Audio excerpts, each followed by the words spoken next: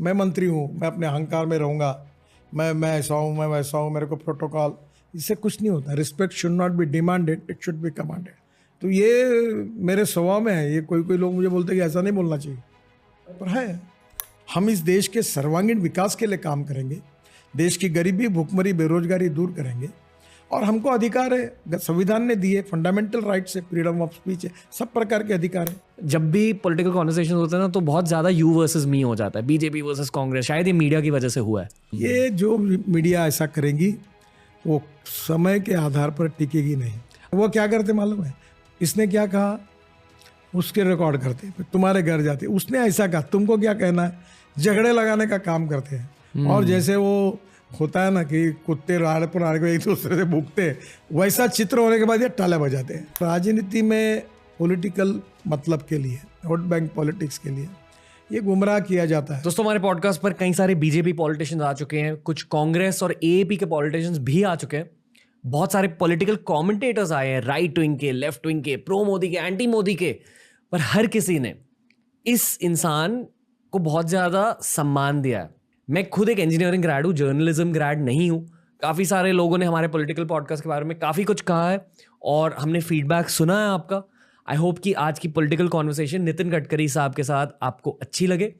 जितनी ज़्यादा रॉ मैं इस कॉन्वर्सेशन को बना सकता था मैंने कोशिश करी। आई होप कि आप एंजॉय करेंगे, आई होप कि आप सीखेंगे, एंड आई होप कि आप हमारे देश के भविष्य के बारे में इस पॉडकास्ट के थ्रू ज़्यादा जानेंगे। हम जो भी कर रहे हैं द रणवीर शो पर भारत के भविष्य के लिए, एंजॉय कीजिए, सीखिए और ग्रो कीजिए नितिन गडकरी साहब के साथ आज के TRS एपिसोड में। जय हिंद।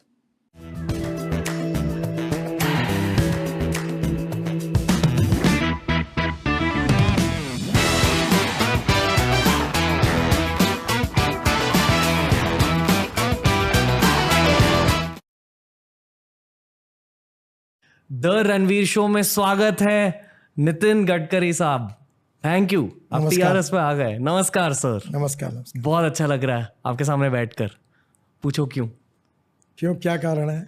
क्योंकि आप इंटरनेट पर छा चुके हो। कुछ ऐसे पॉलिटिशियंस हैं जो यूथ में बहुत ज़्यादा पॉपुलर है, आप उनमें से एक हो। तो थैंक यू सर, आप हमें टाइम दे रहे हो। Thank you. क्या आपको ये पता है कि आप इंटरनेट पर छा चुके हो?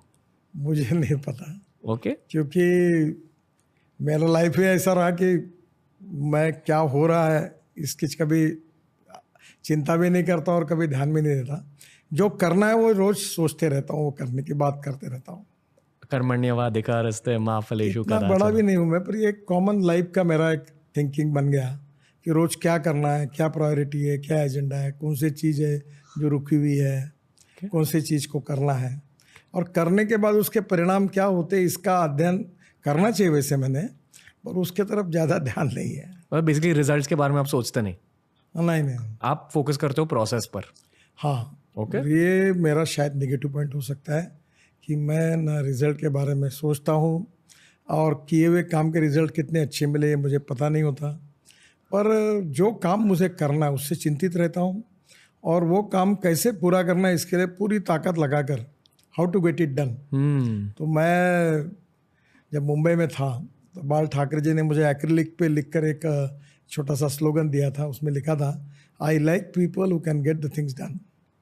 तो मैंने वो बात तब से याद रखी है, और आज वही है कि मैं जो सामने है, जो करना है, जो टारगेट्स है, वह हुक और क्रुक कैसे पूरे करूँ, यही मेरे मन की चिंता होती है। कभी कभी जो मैं करता हूँ इससे मुझे रिकग्निशन मिलता है, रिस्पेक्ट मिलता है, सपोर्ट मिलता है, पर शायद मेरी ये कमी होगी कि उसका मूल्यांकन, उसका ऑडिटिंग, उसका परीक्षण करने के मेरी पर्सनैलिटी में कोई ये नहीं है। आप डूअर हो, मतलब जो रिजल्ट्स होते हैं। आप ओपनिंग बैट्समैन हो? नहीं, मैं क्रिकेट खेलता था। आप क्रिकेट खेलते थे? हाँ। क्या करते थे क्रिकेट में? स्कूल में मैं अच्छा क्रिकेटर था, पर मेरी आदत खराब थी, मैं हर बॉल पर ठोकने की कोशिश करता था, वही मेरा स्वभाव बाद में आगे हो गया। के क्रॉस बैट से खेलता था, कुछ भी खेलता था, पर आया कि ठोको, ये बस बॉल मारनी थी। आपको मालूम है क्रिकेट में कृष्णमाचारी श्रीकांत करके क्रिकेटर ऑफ थे, कोर्स। तो वो मेरे बड़े फेवरेट थे। अच्छा। अभी मुझे मिलते तो मेरे को याद करता हूँ। वैसे संदीप पाटिल हाँ। मेरा हमारे समय में फारूक इंजीनियर थे, क्रॉस बैट से खेलते थे, अभी वो मुझे लंदन में मिले, अभी काफ़ी एज हो गया उनका। ओके, तो मुझे वो टेक्निकल क्रिकेट के बजाय आया कि बुत्ता लगाओ 4-6 लगाओ। सहवाग स्टाइल। हाँ, आपको याद होगा एक सलीम दुरानी करके हाँ, क्रिकेटियर थे, हाँ, तो central zone versus Vidarbha match होती थी, वो राजस्थान से खेलते थे, हनुमंत सिंह, वो मैं मैच देखने के लिए जाता था।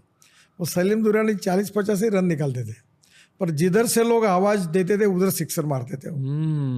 तो हम उनके ही फेवरेट थे कि भाई आया के मारो। अभी देखते हो आप क्रिकेट? अभी तो नहीं समय मिलता, टाइम ही नहीं मिलता। हाँ अब समय नहीं मिलता। पर वो मैं क्रिकेट का वैसे भी बहुत शौकीन हूँ। जब रेडियो पर कमेंट्री होती थी तो दिन भर सुनता था, अब टीवी शुरू हुआ तब से क्रिकेट देखना कम हो गया। क्या? मेरे एज के बहुत सारे लोगों को ऐसा लगता है कि 40 साल की उम्र के बाद रिटायरमेंट लेनी चाहिए, पर आप की जो उम्र है, आप we would term you as middle aged, आपका शायद सबसे हाई इंटेंसिटी वर्क फेज चल रहा है, करेक्ट? मतलब अब तक का जैसे लाइफ आगे बढ़ रही है, इंटेंसिटी ज्यादा बढ़ रही है। देखो एक वो हिंदी पिक्चर में गाना था, मैं तो चला जिधर चले रास्ता, मुझे क्या पता कहाँ मेरी मंजिल, मैं तो चला जिधर चलो रास्ता। एक्चुअली मेरे लाइफ में मेरी कहानी ऐसी है, पर एक बात है उसमें जो मेरी कमिटमेंट है, जो मेरा कन्विक्शन है, जो गरीब के प्रति, समाज के प्रति, वो मेरा कार्य, ये मेरा सीरियस एजेंडा होता है। Okay. और मैं हार्ट के ऑपरेशन मुफ्त करता हूँ, वाटर कंजर्वेशन में काम करता हूँ, सांस्कृतिक महोत्सव मनाता हूँ। हमारे यहाँ मराठी में खासदार, एमपी को सांसद को खासदार बोलते हैं, खासदार सांस्कृतिक महोत्सव 17 दिन करता हूँ। हर दिन 40-50 लोग आते हैं। फिर क्रीड़ा महोत्सव करता हूँ, 60,000 प्लेयर खेलते हैं। तो मैं अपने जो कार्य मैंने तय किए हुए रहते, जिससे मुझे खुशी मिलती है, वो मैं करते रहता हूँ। और रात को 7-8 बजे रोज आके, रोज क्या खाना खाना, अब आपको ताज्जुब होगा, मेरे पास चिंता का विषय अगर कोई एक ही होता है तो रात को 11 बजे 12 बजे मैं सोने के लिए जाता हूँ। तो मेरा शेफ को भी मैंने एक चार्ट बना के दिया, उसमें अलग अलग प्रकार के मेनू रखे हुए हैं। वो बोलता है कल सुबह क्या करना है। तो मेरी चिंता और अध्ययन और प्लानिंग अगर यही होता है कि कल क्या खाना है। जिस प्यार के साथ आप खाने की बातें कर रहे हो, वो प्यार आपके इनर चाइल्ड से निकल के आ रहा है। दो इंसान जब बातें करते हैं एक दूसरे से, स्पेशली पॉडकास्ट पर, ये इंटरव्यू नहीं है सर, मैं आपका इंटरव्यू नहीं ले रहा हूँ। खाने के साथ हमारी पैशन है। ओके। मैं मजाक में कहता था कि वो लोकमान्य तिलक जी कहते थे ना, एक व्यक्ति ने अपने जीवन में कितने साल वो जिया है जी, उसने कितना काम, कैसा काम किया, ये महत्वपूर्ण है। तो मजाक में कहते थे वो कितने साल जिया ये महत्वपूर्ण नहीं, उसने क्या क्या खाया है ये महत्वपूर्ण है। खाओ पियो आनंद से रहो, ओके। ये बेसिक स्वभाव होने के कारण मैं अभी भी, मेरे मित्र रात को आते हैं नागपुर 10-11 बजे आते। परसों हम आइसक्रीम खाने गए, उसके एक दिन पहले पाव भाजी खाने गए, संतरे की मिठाई, संतरे की मिठाई, सब हम लोग रोज नए ना कुछ। तो हमको एक दिन जो रिपीट होता है दूसरे दिन नहीं चलता। Okay okay. आप बहुत खुश इंसान हो सर। हाँ बिल्कुल खुश हूँ, मुझे किसी की चिंता नहीं है। कोई अच्छा कहे उसकी चिंता नहीं, बुरा कहे उसकी चिंता नहीं, और मैं अपने हिसाब से अपना लाइफ जीता हूँ। पॉलिटिक्स में एंटर होने से खुशी बढ़ी है कि घटी है? जो सोचते नहीं उसकी खुशी बढ़ती है ना। मतलब देखो, जो भविष्य की चिंता करता है, जिसको चुनाव जीतने के बारे में, चुनाव लड़ने के बारे में चिंता होती है, वो सोचता है। हमें चिंता ही नहीं है, मुझे विश्वास है कि मैं चुनाव जीतूंगा, मैं काम करते रहता हूँ। भविष्य की चिंता नहीं करना और वर्तमान काल में भूतकाल के अनुभव के आधार पर खुशी से जीना और काम करते रहना, और अपना खुद का तो देखना ही। देखो, मैं कोई साधु सन्यासी नहीं हूँ, मुझे भी मेरा परिवार, मेरा घर, मेरी बेटी, इनकी सबकी चिंता है। पर ये चिंता थोड़ी पूरी होने के बाद मैं समाज के जो गरीब है, शोषित है, पीड़ित है, जो असहाय है, दिव्यांग है, जो हार्ट का ऑपरेशन, कैंसर का, खूब सेवा का काम करता हूँ।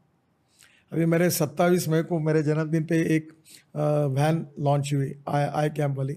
अब कल ही मैंने दूसरी वैन लॉन्च हुई, तो उनने 23,000 लोगों की आंखों की जांच की, 950 कैटरेक्ट के ऑपरेशन फुकट कर दिए, 3,000 लोगों को चश्मा लग गया, और करीब 150 लोगों को कान के मशीन लग गए, वो डिजिटल। तो मुझे ऐसे काम, मैंने 500 लोगों को पैर लगा दिए, 40,000 से ज़्यादा हार्ट के ऑपरेशन किए। तो मुझे ये सब काम करने से खुशी होती है, आनंद होता है। आप ये सब क्यों कर रहे हो? मतलब आप पॉलिटिक्स में क्यों हो?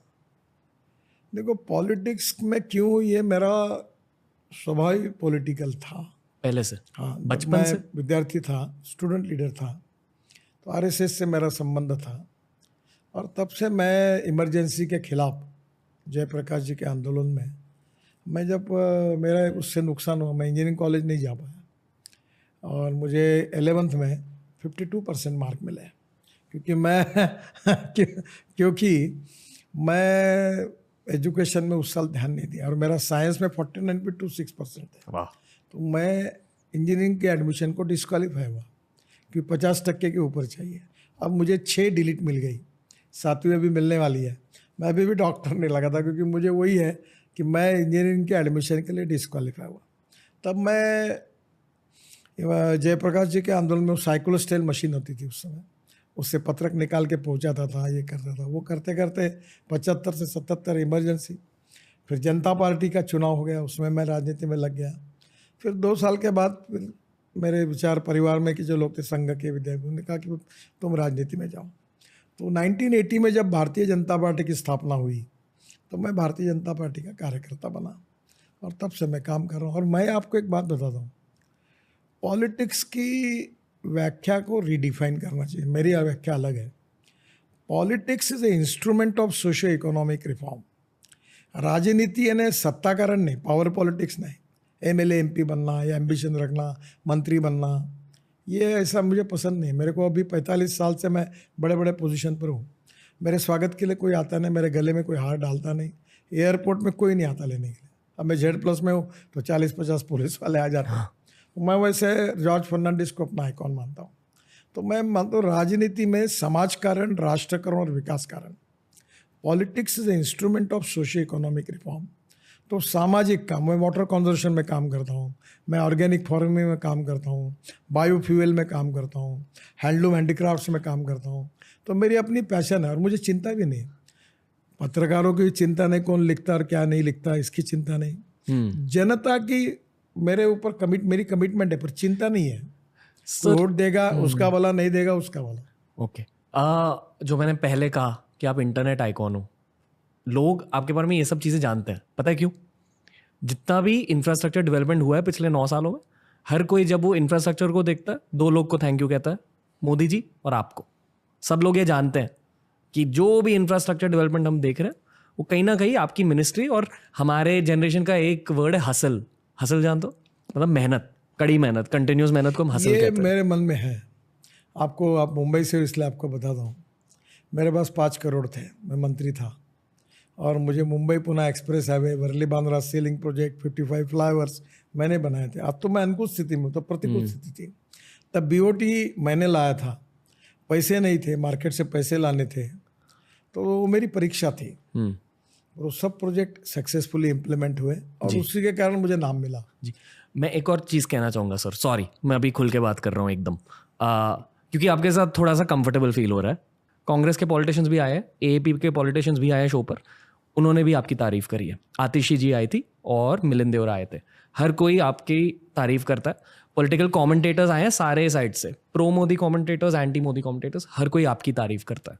जब मैंने इस पॉडकास्ट के लिए रिसर्च करना स्टार्ट किया तब मैंने एंटी मोदी लोगों से भी बात करी, वो भी आपकी तारीफ कर रहे हैं।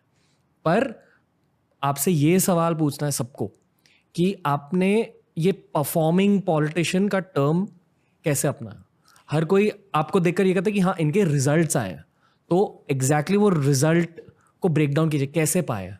देखो, लोग जो कोई भी किसी भी फील्ड में होते हैं, जैसे आप इस प्रोफेशन में हैं जी, तो लोग प्लानिंग करते हैं, फिर वो इम्प्लीमेंट करते हैं, फिर सोचते हैं, फिर ये करो वो करो। मेरा पूरा लाइफ इनडिसिप्लिन है, अनऑर्गेनाइज है। मेरे नेचुरल स्वभाव में ऐसा है कि मेरे घर में 12 लोगों का डाइनिंग टेबल है। मेरी माँ के संस्कार है, जो भी आता है वो भोजन के समय नाश्ते में बैठता है। मैं ये मानता हूँ कि human relationship is the biggest strength of politics, business and everything. तो मैं लोगों से रिश्ते अच्छे रखता हूँ। कोई आदमी के कारण वो डूबता होगा, मेरी बदनामी होगी तो भी हाथ पकड़ा तो पकड़ के रखता हूँ, चिंता नहीं, डरता नहीं किसी को।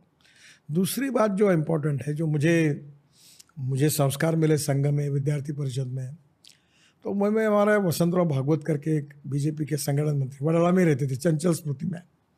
तो वो कहते थे कि एक बात याद रखो, जो कानूनी काम है वो अपने अपोजिशन वाला भी होगा, उसका भी होना चाहिए, और गलत काम अपने व्यक्ति का भी नहीं होना चाहिए। तो मेरे यहाँ जो भी लोग आते हैं मैं उनको अच्छा रिसीव करता हूँ, सुनता हूँ। जो काम होने लायक होता है वो तुरंत करने की कोशिश करता हूँ, जो नहीं होता है वो मैं उनको बोलता हूँ कि ये नहीं हो सकता। और मेरा ये स्वभाव, ये मेरा नेचुरल है, इसमें कैलकुलेटेड पॉलिटिशियन नहीं हूँ, नेचुरल स्वभाव है। और कभी कभी मैं ये भी बोलता हूँ कि ये काम मेरे रीच के बाहर है, फिर नहीं होगा। दूसरी बात, ऐसा लोग बोलते हैं कि राजनीति में झूठ बोलना पड़ता है, चिकनी बातें करनी पड़ती है, मैं करूँगा, मैं देखूँगा। मैं ऐसा नहीं मैं बोलता हूँ ये होता है या नहीं होता है, ओके हाँ या ना। ओके तो मैं ये जो स्वभाव से जो मेरा नेचुरल बना है, जिसके पीछे ना कोई मैनेजमेंट है ना कोई उद्दिष्ट है, वो नेचुरल, इससे मैं सबसे व्यवहार करता हूँ। ओके उसी के कारण लोगों का मेरे ऊपर प्रेम हुआ। देखो सर, मैं जर्नलिस्ट नहीं हूँ। अक्सर जर्नलिस्ट जब आप लोगों से बात करते हैं ना, या तो आपको अटैक करते हैं या तो इलेक्शंस या कांग्रेस वर्सेस बीजेपी ऐसे टॉपिक्स लेकर आते हैं। कोई भी गवर्नेंस के बारे में बात नहीं करता कि एक बार आपने इलेक्शन जीत ली, एक बार आप पावर में हो, तो एग्जैक्टली गवर्नेंस कैसे करते हैं, पॉलिसीज कैसे बनते हैं, आप क्या सोचते हो, आप कैसे बनाते हो। क्योंकि आपने रोड और ट्रांसपोर्ट की पढ़ाई नहीं की है, आप मिनिस्टर बन गए, तो उस पॉइंट पे आप खुद को प्रिपेयर कैसे करते हो, इसे थोड़ा ब्रेक डाउन कर दीजिए। और दूसरे मिनिस्ट्रीज आपकी मिनिस्ट्री जितना परफॉर्म शायद कर रहे हैं, शायद नहीं कर रहे हैं, पर अगर किसी की परफॉर्मेंस इंक्रीज करनी है as a politician in power, तो कैसे करते हैं? देखिए, पहले बात तो आप जितनी बातें बता रही उसका ना मैंने कभी विचार किया, ना करता हूँ ना मुझे करना है। ओके एक बात क्या होती है मैं आपको बताता हूँ जी। जो मेरी नुस्खे है, जैसे बोलते हो ना आजी भाई का बटवा बोलते हैं, वैसे मेरी बताता हूँ आपको। मेरे छोटे से छोटे काम करने वाले व्यक्ति से मेरी रिलेशनशिप है। मैं छोटा सा डिप्टी इंजीनियर भी क्यों ना उससे रिस्पेक्ट से बात करता हूँ, उसके स्वास्थ्य की, उसके परिवार की कभी बोलते हुए चिंता करता हूँ। घर में आया तो उसको भोजन को बिठाता हूँ, अच्छी बात करता हूँ, पीठ पे हाथ घुमाता हूँ। कोई अच्छा काम करता है उसका अभिनंदन करता हूँ, और एक आधा गलत काम हो तो गाली गलौज भी करता हूँ। तो ये सब नेचुरली मेरे से होता है। अब मैं आपको मैनेजमेंट का प्रिंसिपल बताता हूँ कि जो मेरे सक्सेस का राज है, ना मैं विद्वान हूँ, ना टेक्निकली स्ट्रांग हूँ, ना मैं इंजीनियर हूँ। पहली बात तो ऐसी है कि मैं बोलता हूँ कि सबने मिलकर काम करने की एक मैनेजमेंट होती है। जैसे ए नाम के व्यक्ति ने A² काम किया, बी नाम के व्यक्ति ने B² काम किया, तो total work is A² + B²। पर A and B comes together, things together and works together. A + B bracket में स्क्वायर, इसका जवाब आता है A² + B² + ट्वाइस AB। तो ट्वाइस AB एक कलेक्टिव टीम स्पिरिट्स है। मैं मंत्री हूँ, मैं अपने अहंकार में रहूँगा, मैं ऐसा हूँ, मैं वैसा हूँ, मेरे को प्रोटोकॉल, इससे कुछ नहीं होता। Respect should not be demanded, it should be commanded. मैं प्रेम से बात करता हूँ, लोगों को साथ में लाता हूँ। एक आधे को डांटना है तो अकेले में बुला के डांटता हूँ, तारीफ करनी है तो लोगों में करता हूँ, distribution of work, division of work करता हूँ। हर कार्यकर्ताओं के लिए उचित व्यक्ति और उचित व्यक्ति के लिए उचित काम, इसको सोचता हूँ। तो ये छोटी छोटी बातों को, जो एक ह्यूमन टेक्नोलॉजी है, उसके आधार पर मुझे जो संघ, विद्यार्थी परिषद और भारतीय जनता पार्टी में जो ट्रेनिंग मिला, मैं पार्टी का अध्यक्ष रहा हूँ, तो मेरा जो स्वभाव बना और ये जो मासेस का शास्त्र है, उसके आधार पर मैं समझ गया कि लोगों को प्रेम चाहिए, विश्वास चाहिए, सहकार्य, सौहार्द, सहिष्णुता, समन्वय, ये सब आवश्यक है। और ये कोई बहुत बड़ी मैनेजमेंट के प्रिंसिपल नहीं है, सिंपल बात है। अगर मैं खाना खा रहा हूँ और मैं बोल चलो आप भी खाएंगे क्या मेरे साथ, इससे कोई बड़ी बात नहीं होती। पर इससे उस व्यक्ति को मैं पूछता हूँ, साथ में लेकर बैठता हूँ, इसको फीलिंग ये बड़ा उसके मन में रहता है ये बड़ा मंत्री है, मुझे साथ में लेकर बैठे। ये जो छोटी छोटी बातें मेरे जीवन में मेरी माँ ने सिखाई, मैं जिस संस्थाओं में पला, विद्यार्थी परिषद, संघ, वहाँ सीखने के लिए मिली, उसका उपयोग मैंने कारपोरेट और ये बिजनेस वर्ल्ड या एडमिनिस्ट्रेटिव, जिसको आप मॉडर्न मैनेजमेंट कंसेप्ट कहेंगे, उसमें उन्हीं गुणों का, उन्हीं स्वभाव का उपयोग हुआ। वो कैलकुलेशन से नहीं हुआ, नेचुरली हुआ, उसका मुझे बेनिफिट मिला। मतलब लोगों के दिलों को जानना और लोगों को मैनेज कैसे करते हैं वो जानना। ये जानना है ना, अध्ययन होता है। मैंने पहले बताया कि मैं समझना। पूरी तरह इनडिसिप्लिन हूँ, अनऑर्गेनाइज हूँ, कैलकुलेटेड नहीं हूँ, प्लानिंग करता नहीं हूँ और बेफिक्र हूँ। मुझे कौन अच्छा कहता है उसको भी चिंता नहीं मेरे को, और बुरा कहता है उसकी भी नहीं चिंता। मैं अपनी बात करते रहूँगा। मैं चुनाव से चुन के आया हूँ पार्लियामेंट, मेरी ये ताकत है। मैं लोगों में कहता हूँ कि तुमको अच्छा लगे तो मुझे वोट देना, नहीं देना तो मत देना, मैं ये करूँगा, ये मैं नहीं करूँगा। तो ये मेरे स्वभाव में है। ये कोई लोग मुझे बोलते हैं कि ऐसा नहीं बोलना चाहिए, पर है। इतना ज्यादा काम हुआ कैसे है?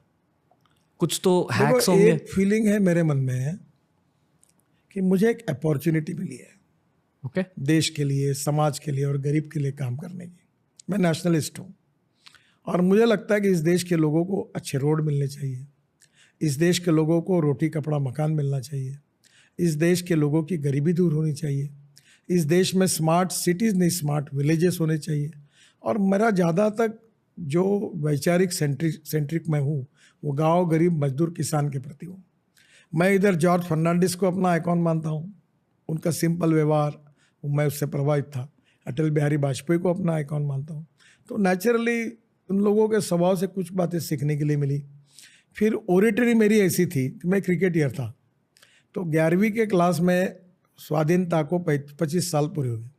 तो एक लड़के हमारे साथ, वो अंग्रेजी में भाषण दे रही थी, तो उसने नेचर को नटरू कहा, तो हमने खूब उसको पीछे से आवाज़ मारी, पानी पी पानी पी। तो हमारे हेड मास्टर ने देखकर हमको धुलाई की और उन्होंने पूछा कि ये तो बोल तो भी सकती, तुम तो भाषण भी नहीं दे सकते। तो उसने निगेटिव हमको पानी लगाया। तो अब हमको ये आया कि ये बोलते हैं ना हेड मास्टर, इतना धुलाई की नहीं कि तुमको बोलने, हम बोल के दिखाएंगे। यानी उनके मारने के कारण हमको मैं बोलना शुरू किया और बोलते हुए मुझे अवार्ड मिलते गए, तो मैं अच्छा वक्ता बन गया। तो मैं जो बताया, कोई बात प्लानिंग करके नहीं हुई, कोई बात एम्बिशन रखकर, उद्दिष्ट सामने रखकर नहीं हुई, ओके। कोई बात कैलकुलेशन से नहीं हुई, कोई बात एजुकेशन और टेक्नोलॉजी को समझकर अपने व्यक्तित्व। एक जन, मैं बीजेपी का प्रेसिडेंट था, तो मैं पैंट शर्ट पहनता था उस समय, आजकल मैं पैजामा कुर्ता पहनता हूँ। तो मुझे बहुत लोगों ने बोला बिहार यूपी में कि तुम पैंट शर्ट मत पहनो, धोती कुर्ता पहनो या पैजामा कुर्ता पहनो, लोग आपको स्वीकार करेंगे। मैंने बोला बिल्कुल ज़रूरत नहीं, जो मुझे चाहिए वही पहनूंगा, जो चाहिए वही बोलूंगा, लोगों को मुझे एक्सेप्ट करना है तो करे, नहीं तो ना करे। मैं पब्लिक के खुश करने के लिए और पब्लिक मेरे साथ आने के लिए मैं एक भी चीज़ नहीं करना चाहता हूँ और मुझे करना नहीं है। ये जो मेरा नेचुरल स्वभाव है, जो मेरी लायबिलिटी है या मेरा नेगेटिव पॉइंट है, ऐसा मैं समझ रहा था। मैं जब आप बोल रहे हैं कि लोग अप्रिशिएट कर रहे हैं, तो मैं ये कहता हूँ कि मेरी निगेटिविटी मेरी स्ट्रेंथ है और यही मेरा एसेट है। पता है सर, पॉलिटिकल दुनिया के बारे में मेरे को एक चीज़ अच्छी नहीं लगती। एज अ पॉडकास्ट मैं डिजिटल दुनिया से हूँ और मेरी दुनिया काफ़ी आसान है as compared to your world. तो जब भी पॉलिटिकल कॉन्वर्सेशन होते हैं ना, तो बहुत ज़्यादा यू वर्सेस मी हो जाता है, बीजेपी वर्सेस कांग्रेस। शायद ये मीडिया की वजह से हुआ है। आपको, मैं पहले महाराष्ट्र के विधानमंडल में 18 साल रहा, विपक्ष का नेता था जी, खूब ठुकाई करता था सरकार की। और तब मैं उतना मैच्योर्ड भी नहीं था, आक्रामक था मैं। ओरिजिनली मेरा स्वभाव बड़ा एग्रेसिव है। तो मैं बहुत हाउस, मुझे विलासराव देशमुख और अनेक मंत्री ऐसे रहते थे कि पर्दा लेके देखते थे, मैं बैठा हूँ बोल रहा हूँ तो टाल देते थे, क्योंकि मैं उनकी पूरी उतार देता था। तो क्या होता है कि मुझे भी धीरे कहते कहते बात, अब तो अपोजिशन पार्टी का काम ही होता है टिक्का टिप्पणी करना। मेरा एक मित्र मिला, उसने मुझे कहा, नितिन एक बात याद रखो, 2 रेशा है, एक तुम्हारी और एक दूसरे की है, और तुम्हारी रेशा बड़ी करनी तो 2 मार्ग है, दूसरे की पूछने का काम करो या अपनी बड़ी करो। तो मुझे वो बात मेरे मन पे बैठ गई। ऐसी छोटी छोटी बातें मेरे मन पे बैठ गई और मैंने अपनी रेशा बड़ी करनी, दूसरे के बारे में नहीं बोलना। तो मैं अभी, आप कभी भी देखो, मैं किसी को बोलता ही नहीं। आप सवाल पूछोगे मैं तो नहीं पूछूंगा, जवाब नहीं दूंगा। मैं बोलूंगा कि मेरा क्या है बताओ, मेरा जो कुछ है पूछो। मैं सवाल को एक्सटेंड करने वाला था। ठीक है, आप आरएसएस की बातें कर रहे हो और मैं आरएसएस को जानने की कोशिश कर रहा हूँ यहाँ आपसे बातचीत करके। क्यों? क्योंकि मैं मुंबई से हूँ, मीडिया वर्ल्ड से हूँ। ठीक है, मीडिया वर्ल्ड में बहुत सारे लोग एंटी बीजेपी है और उनकी एक वजह एंटी बीजेपी होने के लिए ये है कि आरएसएस ये चाहता है कि मुस्लिम्स और क्रिश्चियंस इस देश से हट जाए। वो उनका नैरेटिव है उनके दिमाग में। तो जब मैं उनके साथ मान लो चिल कर रहा हूँ, पार्टी पे हूँ, तो मैं कुछ बोल नहीं सकता आरएसएस के बारे में, क्योंकि मुझे नहीं पता आरएसएस के बारे में इतना ज़्यादा, और मीडिया भी जो कहती है आरएसएस के बारे में मुझे खुद नहीं पता अगर सच है कि नहीं। आपसे जानना चाहूँगा, क्योंकि आरएसएस का एक पार्ट रहे हो आप बहुत टाइम तक। देखिए, हिंदुत्व, हिंदू धर्म जी और हिंदू जीवन पद्धति, जी, पहले इसको समझने की कोशिश करिए। ये आरएसएस का दुर्भाग्य रहा है, image versus reality and ground reality versus perception.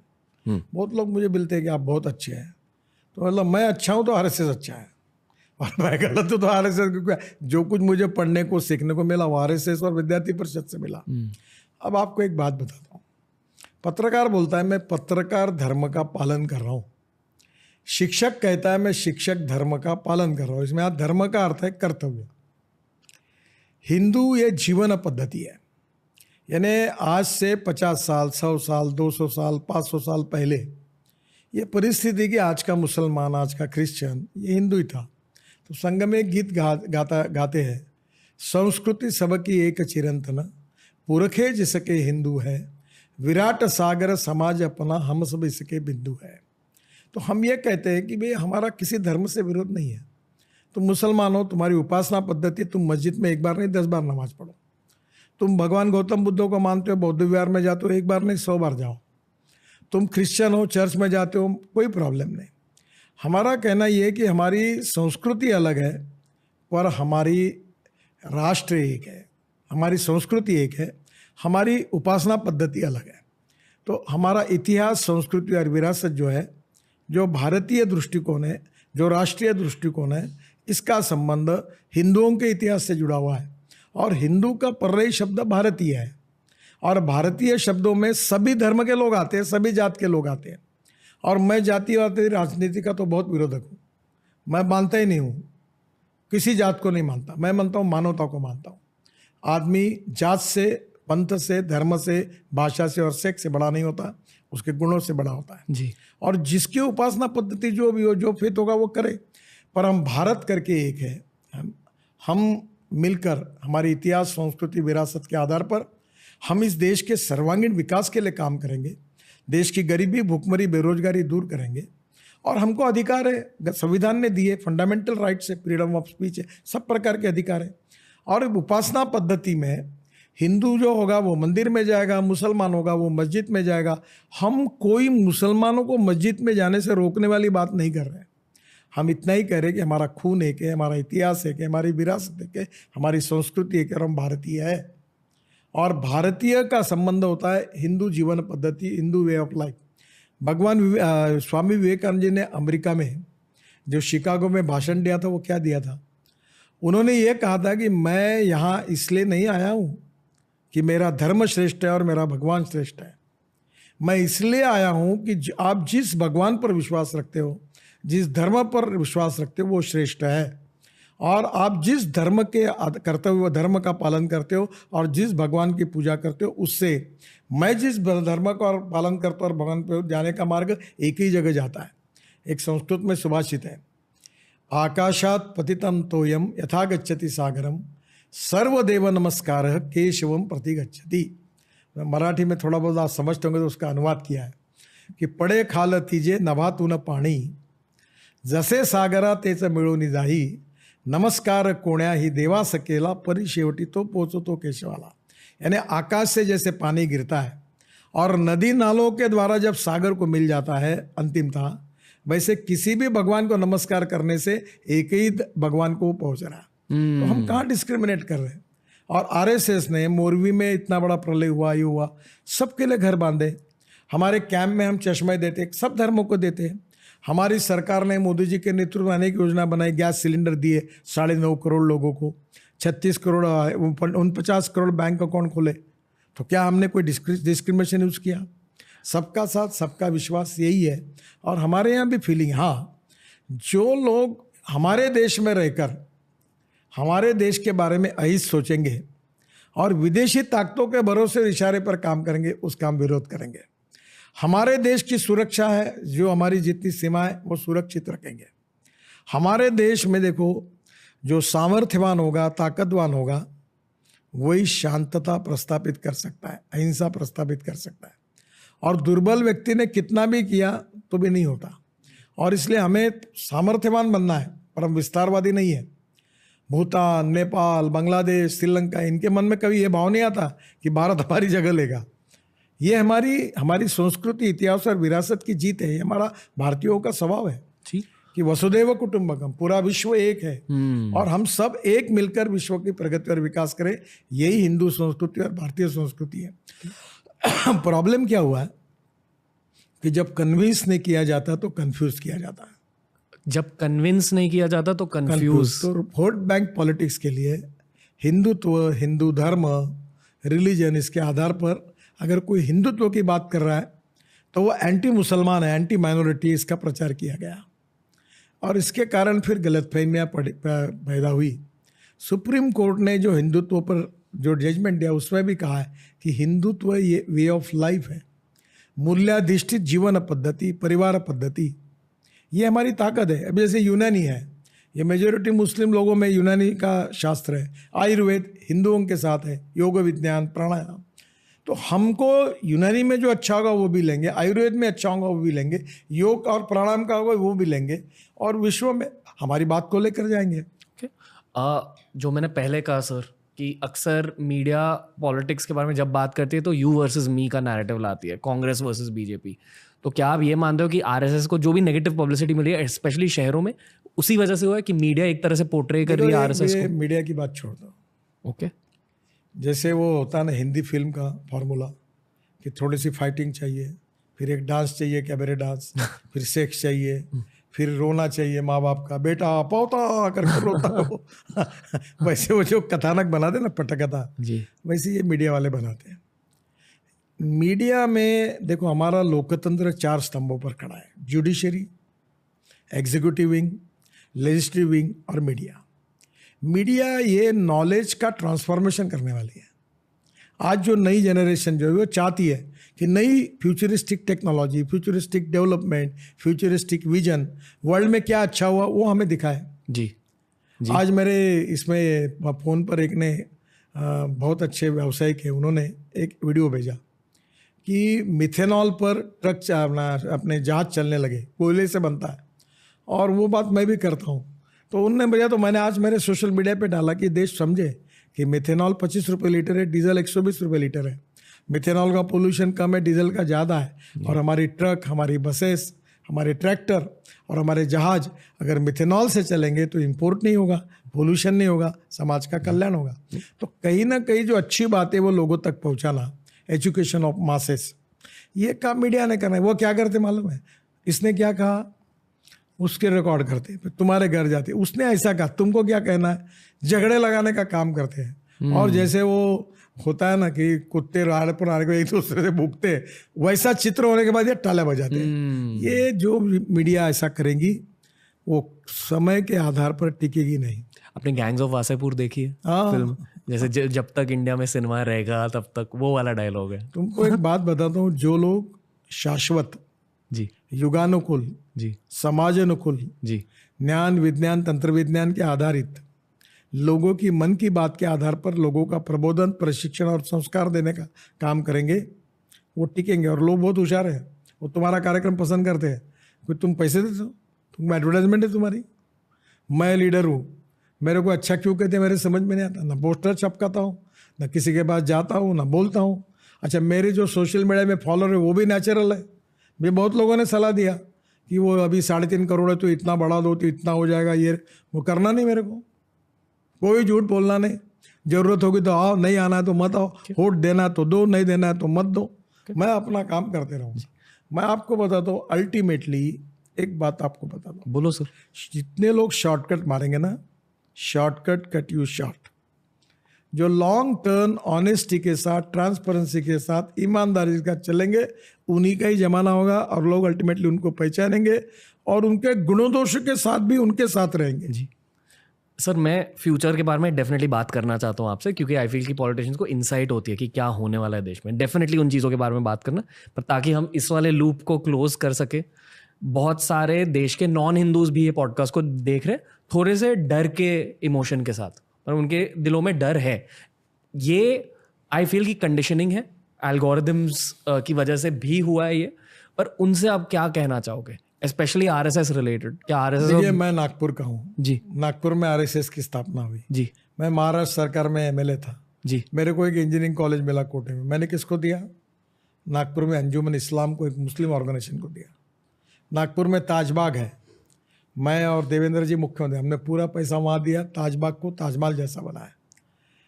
आज इतने 75 साल के इतिहास को मुसलमानों को क्या मिला? चाय की टपरी, पान ठेला, कबाड़ी का दुकान, ट्रक ड्राइवर और क्लीनर। क्यों नहीं सॉफ्टवेयर इंजीनियर मुसलमान बनने चाहिए, डॉक्टर बनने चाहिए, मुस्लिम लड़कियां IAS IPS ऑफिसर बननी चाहिए, मुस्लिम समाज में अच्छे प्लेयर्स आए हैं, क्रिकेट में आए, हॉकी में आए, फुटबॉल में अच्छे प्लेयर बनने चाहिए। तो मैं आपको एक बात बताता हूँ कि मुस्लिम समाज का सर्वांगीण विकास, जिसको बाबा साहेब अम्बेडकर कहते थे कि नॉलेज, शिक्षा, ये वाघिणी का दूध है, टाइग्रेस का। तो आज मुस्लिम समाज जो है, अगर वो मस्जिद में जाएंगे और मुल्ला मौलवी पढ़ाते रहेंगे, उसमें उनका भविष्य नहीं है। वो 10 बार नमाज पढ़े, भक्ति करे, उसमें नहीं। पर वो अगर कंप्यूटर सीखेंगे, इंजीनियरिंग सीखेंगे, डॉक्टर बनेंगे, IAS ऑफिसर बनेंगे, तो उसमें उनका भविष्य है। वर्ल्ड में जाकर उनको डॉलर में अच्छी नौकरी मिलेगी। तो सवाल ये है कि जब बातें कोई कड़वी और सच बातें कहता है, मुझे नहीं प्रॉब्लम, मैं ये बोलता हूँ कि इंजीनियर बनो, डॉक्टर बनो, ये मुल्ला मौलवी के साथ बैठ के थोड़े तुम्हारा भला होगा। हुआ क्या आज तक? तुमको दिया क्या लोगों ने, पॉलिटिशियन ने? चाय की टपरी, पान ठेला, कबाड़ी का दुकान, ट्रक ड्राइवर, क्लीनर। क्या जिंदगी में यही करते रहोगे? वही झोपड़पट्टी में किचन में रहते रहोगे? अच्छे नहीं बनोगे जी। और जब अच्छे लोग बनेंगे, उनके बंगले बन गए, उनके पास अच्छे साधन आ गए, तो लोगों को ध्यान में आया कि हमारा विकास का मार्ग कहाँ है। और हमारी पार्टी ने, मैं संघ का स्वयंसेवक हूँ, नागपुर में संघ की स्थापना हुई। आप कभी एक प्रयोग कर लो, नागपुर में 2-2.5 लाख 3 लाख मुसलमान हैं। आपको शायद आप 50 हज़ार मुझे वोट देते होंगे, नहीं दे, किसी भी मुसलमान के पास जाओ और उसको पूछो कि नितिन गडकरी तुम्हारा दुश्मन है कि दोस्त है, एक भी नहीं बोलेगा दुश्मन है। सही में यही image versus reality and ground reality versus perception. बाढ़ आ गया, अगर मुस्लिम बस्ती में भी घुसता है और हिंदू बस्ती में भी घुसता है, भूकंप होता है, बादल फटता है, सबका नुकसान होता है। गैस का सिलेंडर मुसलमान को जिस भाव में मिलता है उसी भाव में हिंदू में मिलता है। पेट्रोल डीजल उन्हीं जो भाव सेम ही है, तो हम झगड़ा क्यों करते हैं? हाँ, झगड़ा कहाँ है कि जैसे मानवता के आधार पर एक महिला से शादी हुई, तो उसको कभी भी आप तलाक दे दो, दूसरे को पकड़ लो, ऐसा नहीं, उसके साथ वो अन्याय है। शाहबानू के केस में जब ये जो तलाक की बात आई कि इस प्रकार से ये मानवता के आधार पर सब समाज में से अस्पृश्यता, जातीयता हिंदू धर्म में थी। अब मैं मानता हूँ मैं अस्पृश्यता और जातीयता का पालन नहीं करूँगा, मैं जातिवाद का नहीं करूँगा और मैं किसी से जाति के आधार पर बात नहीं करूँगा। सब जाति जो गरीब है, सब मेरे परिवार के, मैं सबके लिए काम करूँगा, गरीब के लिए पहले करूँगा। इस देश के संपत्ति पर पहला अधिकार इस देश के गरीब व्यक्ति का है। वो हिंदू है, मुसलमान है, जैन है, क्रिश्चियन है, ये मतलब नहीं। मुझे लगता है धीरे धीरे इस प्रकार के लोग सोचते हैं और लोग फिर समझते भी हैं। पर राजनीति में पॉलिटिकल मतलब के लिए, वोट बैंक पॉलिटिक्स के लिए ये गुमराह किया जाता है। अब देखो छत्रपति शिवाजी महाराज का इतिहास, जिनको मैं अपना आइकॉन मानता हूँ, आप मुझे बताइए शिवाजी महाराज ने एक भी मस्जिद कभी तोड़ी है? कल्याण के सूबेदार की सून जो बहू थी, उसको पकड़ के जब लाया तो उन्होंने क्या कहा कि मेरी माँ भी सुंदर रहती तो इसके जैसी तो मैं भी उतना सुंदर बनता। उसको उन्होंने साड़ी दी, सब दी और बड़े सम्मान के साथ उसको अपने घर पहुंचाया। कभी उन्होंने कभी किसी मस्जिद पर अटैक नहीं किया। सुपर इकोनॉमिक पावर के बारे में बात करते हैं सर, फ्यूचर के बारे में बात करते हैं थोड़ा सा। बहुत सारे इकोनॉमिस्ट आए शो पर, संजीव सन्याल सर आए हैं, KV सुब्रमण्यन सर आए। हमने बात करी थी फ्यूचर के बारे में उनके साथ। उन्होंने कहा कि the base of future is infrastructure. अगर इंफ्रास्ट्रक्चर तगड़ा है देश में, रोड ट्रांसपोर्ट तगड़े हैं, फिर मैन्युफैक्चरिंग बूस्ट हो सकती है, अलग अलग बिजनेस, सर्विस बिजनेस बूस्ट हो सकता है, क्योंकि डिजिटल इंफ्रास्ट्रक्चर नाम की भी एक चीज़ होती है। तो first step is infrastructure, second step is business. देश का फ्यूचर क्या है आपके अकॉर्डिंग? आप किस चीज़ को लेकर सबसे ज़्यादा एक्साइटेड हो खुद ह्यूमन लेवल पर एज एन इंडियन? देखिए, मैं अपने ऑफिस में मैंने American president John F Kennedy का एक वाक्य लिख के रखा है जी, कि American roads are not good because America is rich, but America is rich because American roads are good.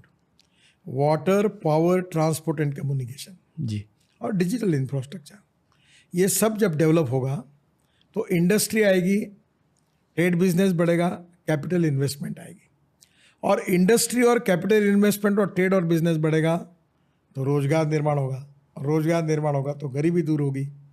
और इंडस्ट्री प्रगति करेगी तो इंपोर्ट कम होगा, एक्सपोर्ट बढ़ेगा। अब 16 लाख करोड़ का फॉसिल फ्यूल का इंपोर्ट है, और मेरा प्रयास है जो बहुत कठिन है और असंभव नहीं है, जिसको मेरा लाइफ मिशन है कि इस देश का किसान, इस देश की ethanol, methanol, biodiesel, bio LNG, bio CNG, electric, hydrogen, और अभी एविएशन फ्यूल भी किसान बनाएगा और वो धीरे धीरे पूरा हो रहा है।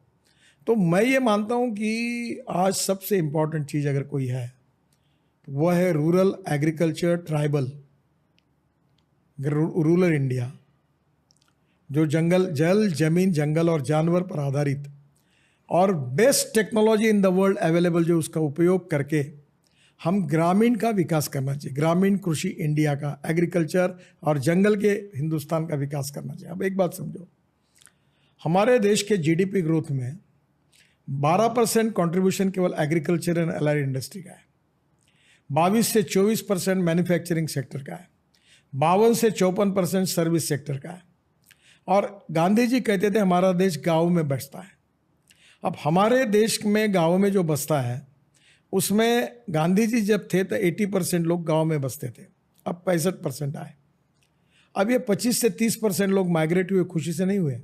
ये दिल्ली, मुंबई, कलकत्ता, चेन्नई, बेंगलोर में आए, झोपड़पट्टियाँ, ये गांव से आए। क्यों आए? क्योंकि गांव में अच्छी स्कूल नहीं, गांव में अच्छे रोड नहीं, गांव में पीने के लिए शुद्ध पानी नहीं, गांव में रोजगार नहीं, किसानों के फसल के दाम नहीं, और वहाँ जो सस्टेनेबल डेवलपमेंट नहीं हुई उसके कारण लोग शहर में आए।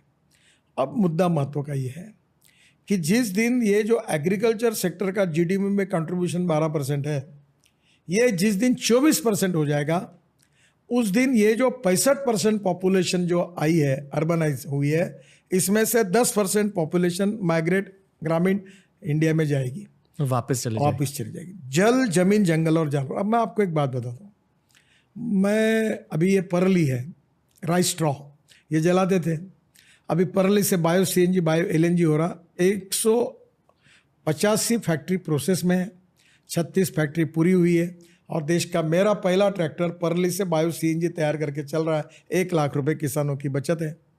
पानीपत में प्लांट खुला है, 1 लाख लीटर इथेनॉल बनता है, 150 टन बायो बिटुमेन बनता है, और उसके साथ अब बायो एविएशन फ्यूल बन रहा है।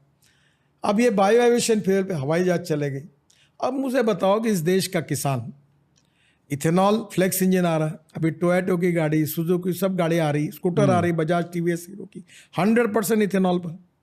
और ये जो फ्लेक्स इंजन है, इसमें आपको पोल्यूशन नहीं के बराबर, import substitute, cost effective, pollution free और इंडिजिनियस। अब ये 16 लाख करोड़ के इंपोर्ट में से 5 लाख करोड़ बच के अगर गांव में जाएंगे, और गांव में अगर ये सब डेवलप होगा, green hydrogen, ethanol, methanol, biodiesel, bio LNG, bio CNG, by using biotechnology we will generate biomass, और बायोमास जनरेट करके bio CNG, bio LNG, ethanol बनेगा जी। अभी ये नुमालीगढ़ रिफाइनरी है, हमने बहुत पीछे पढ़ा था, अभी वहाँ एक बाम्बू से इथेनॉल बनता है। तो वहाँ के MD मेरे पास आए थे, हम नागपुर में MECL में थे, उधर गए तो हम बांग्लादेश को पाइपलाइन से पेट्रोल डीजल बेचते हैं, आसाम से। तो मैंने उनको कहा कि ये जो बाम्बू से इथेनॉल बनता है वो 20% पेट्रोल में डाल दो और बांग्लादेश बेच दो, तो बांग्लादेश का पेट्रोल 5 रुपये सस्ता होगा, उनका पैसे की बचत होगी, आपका इथेनॉल चल जाएगा। तो आसाम और नॉर्थ ईस्ट में जितना बाम्बू है उससे इथेनॉल बनेगा, तो लाखों युवाओं को रोजगार मिलेगा। ग्रीन फ्यूल है, इंपोर्ट सब्सटीट्यूट है, कॉस्ट इफेक्टिव है, पोल्यूशन फ्री है। सर ये जो भी सपने हैं ये कितने दूर है रियलिस्टिकली? सर आप एक बात याद रखना, मैं सपने दिखाने वाला नहीं हूँ। नहीं वो वैसे मैं नहीं कर रहा। नहीं, आप गलत फहमी मत करना जी। तुम नहीं, हिंदुस्तान का कोई पत्रकार मुझे उल्टा हर चीज के जवाब है और प्रूवन एग्जाम्पल है। सर मैं पत्रकार नहीं हूँ। पर मैं आपको क्योंकि ये आपका बिल्कुल सही है। हाँ। क्योंकि मैं जो बातें करता हूँ ये लोगों का इसके ऊपर विश्वास नहीं बैठता था जी। मैं 2004 में, अभी तक इसमें आज 18 साल हो गए, 19 साल हो गए, मैं ये बात तब से कर रहा हूँ। मेरे पर लोगों ने विश्वास नहीं रखा, मेरे पार्टी में नहीं रखा। आई थिंक लोगों का विश्वास पूरी तरह से है आप पे सर। अभी है। हाँ, वो इंटरनेट की वजह से हुआ। नहीं वो हुआ इसका कारण, अब पेट्रोल में 20 लीटर इथेनॉल डाल रहे हैं जी। अब टोयोटो की मैंने फ्लेक्स इंजन की गाड़ी लॉन्च की, अब मेरे घर में हाइड्रोजन की गाड़ी है, मैं तुमको चक्कर लगाऊंगा अभी? नहीं, इसलिए नहीं, मेरे पत्नी ने मुझे बोला, मैंने बोला पानी से हाइड्रोजन होगा और गाड़ियाँ चलेगी, ट्रक चलेगी, तो मेरे पत्नी ने मुझे कहा कि तुम बोलते हो पानी से हाइड्रोजन निकलेगा और गाड़ी चलेगी, मेरा ही विश्वास नहीं तो लोगों का कैसे बैठेगा? तो मैंने विक्रम किर्लोस्कर को फ़ोन करके हाइड्रोजन की गाड़ी लाई, अभी है यहाँ, अब हर मुख्यमंत्री को चक्कर कटवा दो मैं। वो इसलिए कि उसका विश्वास हो जाए कि देश में hydrogen, green hydrogen, brown hydrogen, black hydrogen तैयार होगा, पहले ग्रीन हाइड्रोजन ज़्यादा तैयार होगा, केमिकल इंडस्ट्री, स्टील इंडस्ट्री, हमारी सब कोल के बजाय और ऑयल के बजाय सब हाइड्रोजन पे चलेगा, हमारा हवाई जहाज बायो फ्यूल पे चलेगा जो किसान तैयार करेगा, और 80 लाख टन का बिटुमिन हम इंपोर्ट कर रहे हैं। ये मैं नहीं कह रहा हूँ, ये पेट्रोलियम इंस्टीट्यूट देहरादून अपना जो हिंदुस्तान का जो है वो जी। और सेंट्रल रिसर्च और रिसर्च किया और बायो बिटुमिन बनाया, 8 फीचर्स उसमें अच्छे हैं। इस देश का किसान अन्नदाता है, अब ऊर्जादाता बन गया, अब बिटुमिन दाता बन गया, अब बायो एविएशन फ्यूल दाता बनेगा, और इस देश में गेहूं चावल मक्का लगा के किसान का भविष्य नहीं बदल सकता।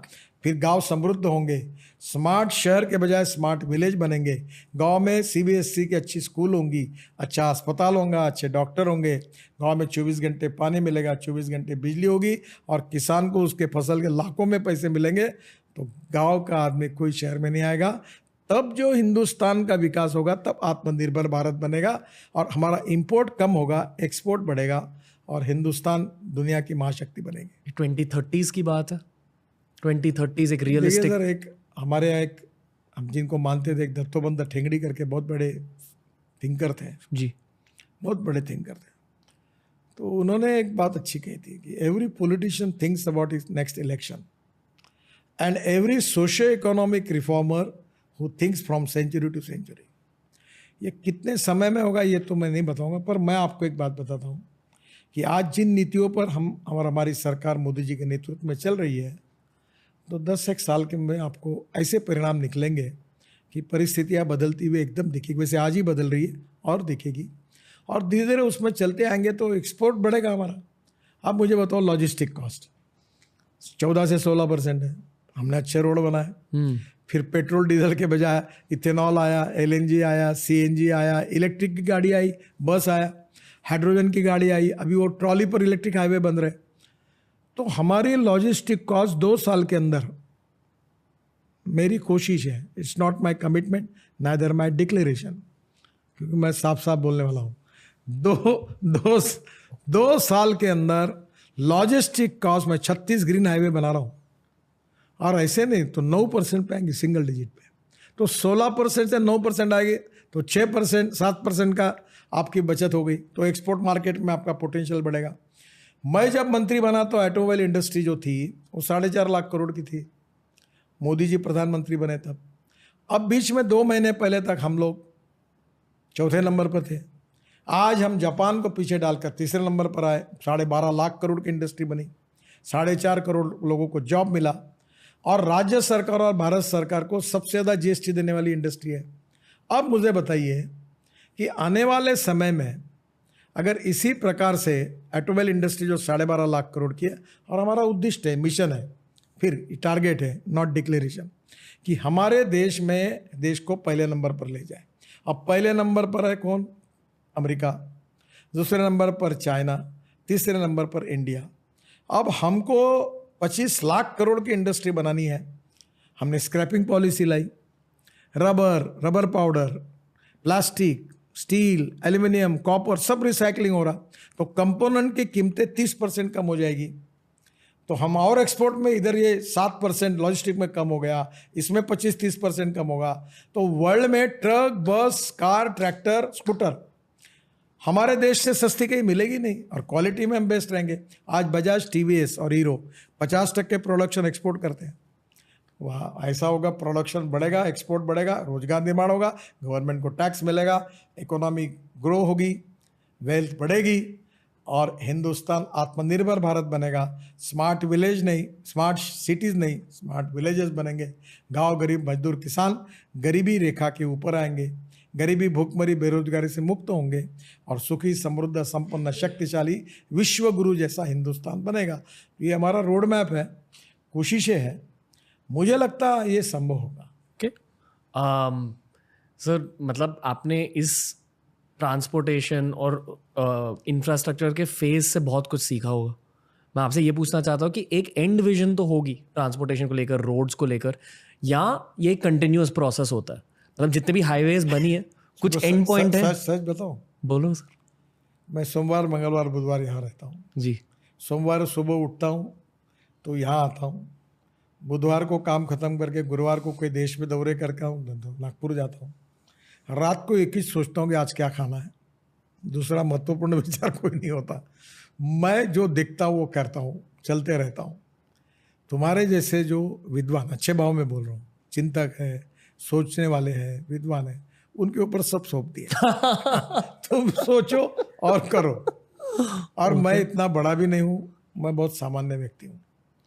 3rd क्लास में पिक्चर देखता था और फुटपाथ पर खाती हुई जिंदगी। मुझे याद है कि एक बार ओबेरॉय शेरेटन में मेरा सत्कार हुआ था, मुझे अवार्ड दिया गया पूरे बिल्डर एसोसिएशन ऑफ इंडिया ने, तब मैं महाराष्ट्र में मंत्री था। तो मैं, मेरी लायकी बोलो या मेरा स्वभाव बोलो, वहाँ मेरे लिए भोजन था, मैंने वहाँ सूप पिया, कुछ नहीं पिया, और बराबर गिरगांव चौपाटी आके फुटपाथ पर खाया। तो फुटपाथ पर खाने वाला हूँ, 3rd क्लास में पिक्चर देखने वाला हूँ और ड्रामा पीछे से देखने वाला हूँ, उस क्लास से आया हूँ। तो इतना ना सोचता हूँ, अभी इतना ही मुझे लगता है। Whatever the best which I can deliver to this country and the society, what I believe that politics is the instrument of socio economic reform. गाँव, गरीब, मजदूर, किसान और सामान्य व्यक्ति के जीवन को सुसह्य करने के लिए मैं क्या कर सकता हूँ, ये कर सकता हूँ, करो। इलेक्ट्रिक हाईवे बनाकर मैं मेरा सपना क्या है कि बस होगी, बिजनेस क्लास की सीट होगी, एयर होस्टेस जैसी लड़की होगी, चाय कॉफ़ी समोसा मिलेगा, 2 घंटे में दिल्ली जयपुर 2.25 घंटे में होगा, और उसमें लैपटॉप पर वो देखेंगे और सो के जाएगा, और टिकट रेट डीजल बस से 30% कम होगा। तो मैं दिल्ली में UR2 बना रहा हूँ और मैंने 30 लाख टन कचरा रोड में हमने डाल दिया, मेरे को खुशी हुई जी। मैं इस देश का पूरा कचरा डालना चाहता हूँ क्योंकि मैं इन्वायरमेंट प्रो हूँ। इस देश में बाम्बू का क्रैश बैरियर सक्सेसफुली हुआ। अब रबर का जो टायर है इंपोर्ट करके उसकी पाउडर बनाकर वो पेट्रोल में अपना बिटुमेन में डालकर कम से कम 15 लाख टन इंपोर्ट कम होगा, और रबराइज बिटुमेन मार्केट में आएगा, क्वालिटी सुधर जाएगी रोड की, और ये 15 लाख टन जो होगा, इससे रोजगार मिलेगा। Waste to wealth and knowledge to wealth, 2 चीज़ें मैं कहता हूँ। Innovation, entrepreneurship, science, technology, research, skill and successful practices, we name it as knowledge, and conversion of knowledge into wealth is the future. दूसरी बात कहता हूँ, no material is waste, no person is waste. It is depending upon the appropriate technology. Okay. It is depending upon the appropriate vision of the leadership that you can convert waste into wealth. जी. तो आप काम करते रहो और ये देश में tremendous क्षमता है। सर, क्या ये सच है कि सेंट्रल गवर्नमेंट का काम और आसानी से हो सकता है अगर स्टेट्स में भी the same political party is in power, या मुश्किल होती है अगर अलग पॉलिटिकल पार्टी है स्टेट्स में तो सेंट्रल गवर्नमेंट का काम थोड़ा मुश्किल दोनों होता है? जगह एक सरकार होती तो फायदा तो होता है ना, काम झट ये से। सरकार के निर्णय को वो विरोध नहीं करते। ओके। कभी कभी क्या होता है, उनका अधिकार है राज्य सरकार का, ये एक निर्णय करती वो विरोध करते हैं। ओके। ये भी होता है। देखो मैं आपको एक बात बता दूं, जी। ये जो अनप्रोडक्टिव, यूजलेस, अनुपयोगी बातें, उसकी चर्चा करना ही बेकार होता है। Okay, fine. मैं क्या सोचता हूँ, मैं पॉजिटिव हूँ, मैं पॉजिटिव काम करूँगा, पॉजिटिव सोचूंगा, समाज के लिए काम करूँगा। जो करता नहीं होगा उसका भी भला, जो कर रहा है उसका। धीरे धीरे मुझे लगता है कि एक दिन मैं अकेला जा रहा था, फिर मेरे सोच के साथ धीरे धीरे कारवां बन गया। एक दिन वो भी आएंगे, परिस्थिति बदलेगी जी। राजनीति में गुणात्मक परिवर्तन होगा जी। और राष्ट्र के पुनर्निर्माण के लिए वैचारिक मतभिन्नता अलग होने के बाद भी लोग साथ आएंगे। देखो एक बात बताता हूँ, अभी पॉलिटिक्स ऑफ कन्विक्शन नहीं है, पॉलिटिक्स ऑफ कन्वीनियंस है। मतभेद नहीं है, मतभिन्नताएं नहीं है, विचार शून्यता हमारी समस्या है। और इसलिए कन्विक्शन के साथ समाज, देश, गांव, गरीब, मजदूर, किसान, इसके हित में काम करने वाले अलग अलग विचार के, अलग अलग पार्टी के लोग कम से कम उद्दिष्ट के प्रति अगर एक रहेंगे, बाकी बातें उनकी अलग अलग हो सकती है, धीरे धीरे एक प्लेटफॉर्म पर, एक दिशा में आएंगे तो ये देश की प्रगति और विकास और गतिशील होगा, ऐसा मुझे लगता है। मेरे शो पर कुछ 7 पॉलिटिशियंस आए, अब 8वें पॉलिटिशियन हो। मैं आपको एक बात बता दूं, बताइए सर। मैं पॉलिटिशियन नहीं हूँ, मत बनो। नहीं हूँ। ओके। मैं सोशल वर्कर हूँ। ओके। और पॉलिटिशियन कैसा होता है, चालू होता है, झूठ बोलता है, न होने वाले काम की विश्वास देता है, ऐसी इमेज है। सब ऐसे नहीं है। अमरीश पुरी नायक में, हाँ, नायक के अमरीश पुरी जैसा। मैं नहीं हूँ। ओके। और मुझे करना भी नहीं है। ये किसी में डेर है। मैं भी लोकसभा 3.5 लाख वोटों से जीता हूँ। अब मेरे शायद मैं और अच्छे मार्जिन से जीतूंगा अगली बार। एक है कि मैं तुमको पोस्टर नहीं लगाऊंगा, मेरा बैनर नहीं लगाऊंगा जी। अब काम मैं के तुम्हारे बदौलत आऊंगा, तुम्हारा पैर पड़ के आशीर्वाद लूंगा। जिसको देना वोट देना, नहीं देना नहीं देना। मैं थोड़ी जन्म भर टेका लिया। नहीं नहीं, बस लोग बदलेंगे, मेरे से कोई अच्छा आएगा। क्योंकि आप इतने रॉ तरीके से बात कर रहे हो ना, इसलिए शायद यूथ भी आपको सपोर्ट करता है। ये ऑनेस्ट, ये मैंने बहुत बार कहा है आज के कॉन्वर्सेशन पर, ये मेरे सच जो है। पॉलिटिकल सलाहकार है, ये मुझे अच्छा हुआ तुम्हारे कारण हिम्मत मिली। वो मुझे बोलते तुम ऐसा मत बोलो, नहीं नहीं, बोलो सर। अरे तुम्हारा नुकसान होगा, तुम ऐसी बात। देखो मैं आपको दूँ, मेरा फायदा हो कि नुकसान हो, जी, मैं सच रहूँगा। जो मन में आए वही बोलूँगा, जो करना है वही करूँगा, जहाँ चलना है वही चलूँगा, और जो नहीं करना है उसको नहीं कहूँगा। जैसा होगा वैसा होगा। और पॉडकास्ट के थ्रू लोग ऐसी चीज़ें समझते हैं कि कौन सच बोल रहा है, कौन खुल के बात कर रहा है। और आजकल आई ऑनेस्टली फील आपकी दुनिया में ना बहुत सारे लोग गलत PR स्ट्रैटेजी यूज देखो, करते हैं। मैं एक पोस्टर चिपकाने वाला कार्य करता था। जी, मेरा हैंड राइटिंग गंदा था। अरे तो अटल बिहारी वाजपेयी की सभा थी, तो मैं किस लायक था कि काले दीवार पर सफ़ेद चुना मारने की मेरी लायकी थी। जी, तो मैं वो, क्योंकि दीवार पर अटल बिहारी वाजपेयी की जाहिर सभा ये कस्तूरचंद पार्क पर लिखना था, लिखने वाले के अक्षर अच्छे थे, पर उसको पहले सफ़ेद चुना लगाना, मैं सफ़ेद चुना लगाने के लायक था। फिर दूसरा काम मैं क्या करता था, वो इलेक्ट्रिसिटी बोर्ड वाले से एक बड़ी निशानी लेके साइकिल पे लाके वो जाकर, क्योंकि किसी पोस्टर फाड़ता था, तो वो पोस्टर पे चिक्की चिपकाता था और ऊपर चढ़ के चिपकाता था। दो लायकी मेरी थी कि मैं पोस्टर चिपकाता था और दीवारों पर काले दीवार पर चुना लगाता था। मेरा PR नहीं था, मैं कभी दिल्ली आया नहीं हूँ, मुझे अभी दिल्ली मालूम नहीं है, दिल्ली के रोड मालूम नहीं है, मेरी आने की इच्छा नहीं थी, मैंने अपना बायोडाटा कभी छपवाया नहीं। जिस पार्टी में मैं पोस्टर चिपकाता था दीवारों पर, उस पार्टी ने मुझे पार्टी का अध्यक्ष बनाया।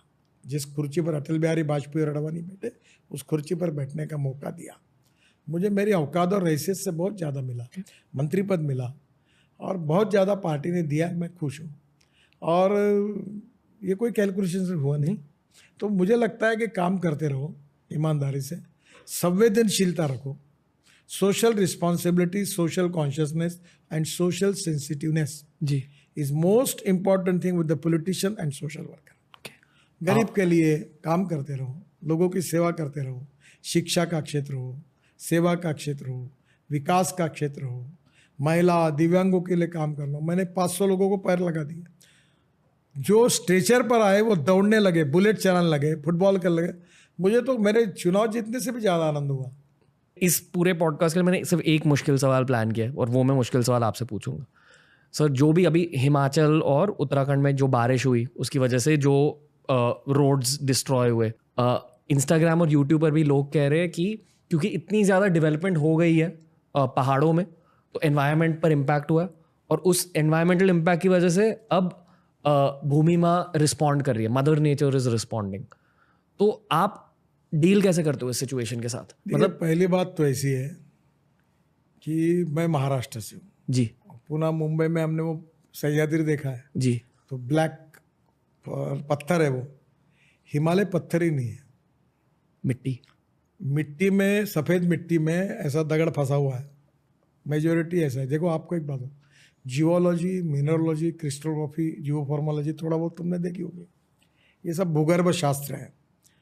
इसमें talc, gypsum, calcite, fluorite, apatite, orthoclase, quartz, corundum, diamond, ये 10 मटेरियल है जो मोहा स्केल ऑफ हार्डनेस है। तो सबसे हार्ड मटेरियल जो होता है वो डायमंड होता है।